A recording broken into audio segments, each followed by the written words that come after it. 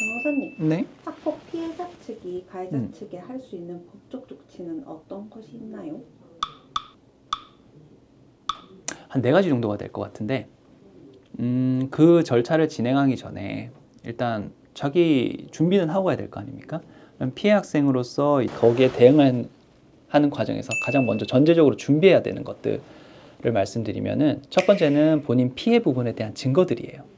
그 증거들을 제대로 확보를 해야 이후에 내가 취할 수 있는 조치들에 있어서 저쪽에게 뭐 제대로 된 처분을 내릴 수 있고요. 그리고 나도 어느 정도 보호를 그렇게 받을 수 있는 거거든요.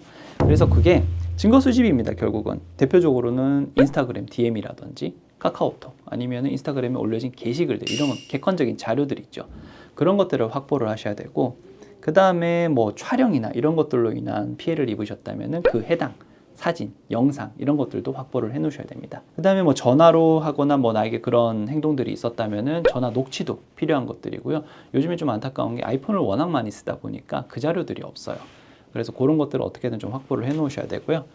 그 다음에 이제 나와 너 이외에 뭐 목격자라든지 주변에 있었던 친구들이 있죠.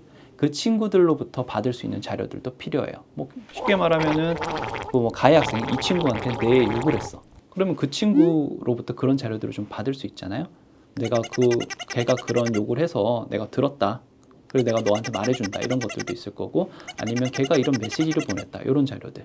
그런 것들도 꼭 필요하고, 그 다음에 할 수 있는 게 뭐 CCTV나 이런 것들이 있다면은 어떻게든 미리 확보를 해놔야죠. 뭐 개인정보나 이런 것들로 안 준다라고 하면은 그렇다고 포기를 하지 마시고, 한번 보자. 내가 이거 가리고 보자. 우리 아이 이외에 다른 애들은 뭐 가리고 내가 한번 보겠다. 아니면은 내가 이거 법적으로 확보를 할 거니까 저장을 해놔라, 보관해놔라. 2주 지난다고 삭제하지 말고 보관을 해놔라. 그런 요청도 반드시 해놓을 필요가 있는 것들이겠죠. 요게 그 법적 조치를 취하기 위한 전제 조건입니다. 나에게 필요한 것들은 꼭 미리 확보를 해두셔라. 그 다음에 이제 학교에서 이루어질 수 있는 법적 보호라면 결국 학교폭력 신고겠죠. 학교폭력 신고를 하게 되면은 학교 내에서 이제 접수가 이루어지고 가피해자가 분리가 되겠죠. 최대 7일까지 이제 결정을 할 수 있다 보니까 대부분 뭐 한 7일 정도를 주는 겁니다. 그리고 이제 교육청에서 전담 조사관이 오게 되겠죠. 전담 조사관이 사안을 조사를 할 수 있습니다. 그러면 거기에 대해서 내가 피해 내역을 제대로 진술을 하고, 그리고 뭐 목격자나 이런 사람들이 있다면 그 부분에 대한 조사도 요청을 할 수 있는 거죠. 그래서 보통 한 2주나 3주 정도의 조사 기간이 끝나게 되면은 그 다음에 학폭위로 올라갑니다. 교육지원청에서 일어나는 학폭위로 사건이 올라가게 되고요. 보통 올라간 시점부터 2주에서 4주 정도 사이에 학폭위가 개최가 되거든요. 그럼 학폭위 가기 전에 내가 모을 수 있는 자료는 최대한 좀 모으셔야 되는 거예요. 그리고 사안 개요를 보시고 저쪽에서 주장하는 바나 이런 것들에 대해서 대응을 하시는 준비는 반드시 하셔야 됩니다. 사안 개요에서 내가 피해를 주장하는 것과 저쪽에서 반박하는 내용이 맞지가 않다. 서로 진실 일치하지 않는다. 라고 했을 때는 앞서 모으셨던 증거들을 더 개발을 하시던지 이렇게 하셔가지고 우리 주장이 맞다라는 것에 입증을 하는 것에 좀 집중을 하셔야 됩니다. 그 다음에 이제 할 수 있는 것들이 형사 고소가 될 수 있을 거예요.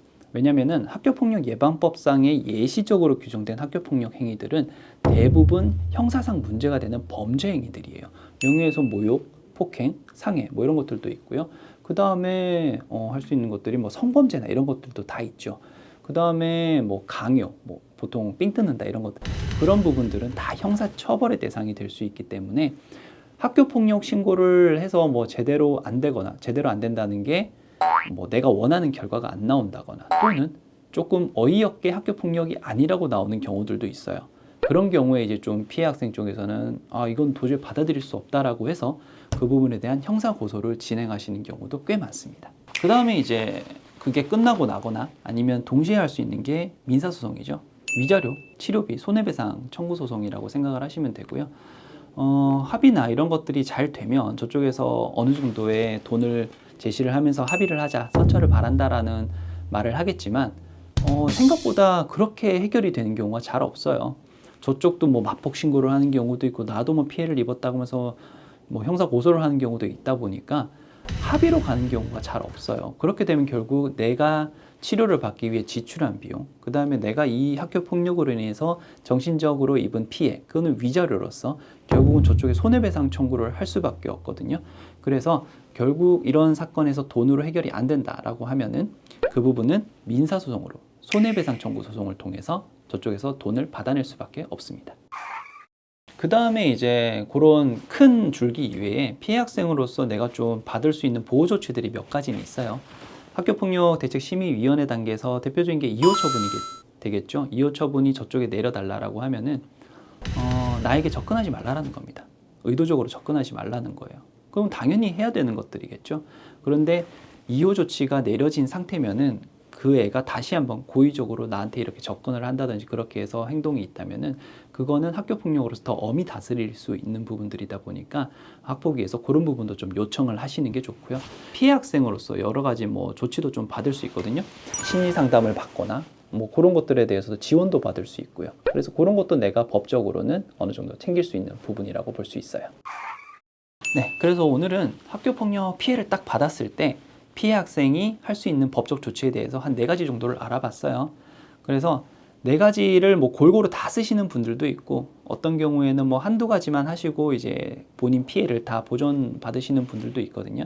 그런데 그런 것들을 하기 위한 대전제는 첫 번째 말씀드렸던 이런 증거 부분들이 될 수밖에 없어요. 그래서 이 부분은 꼭 반드시 인지를 하시고 요거는 시간이 지나면은 점점 우리한테 불리해질 수밖에 없는 부분들이다 보니까 조기에 좀 확보를 해두시는 것을 꼭 인식을 좀 해주시기 바랍니다. 이상 이원우 변호사였습니다.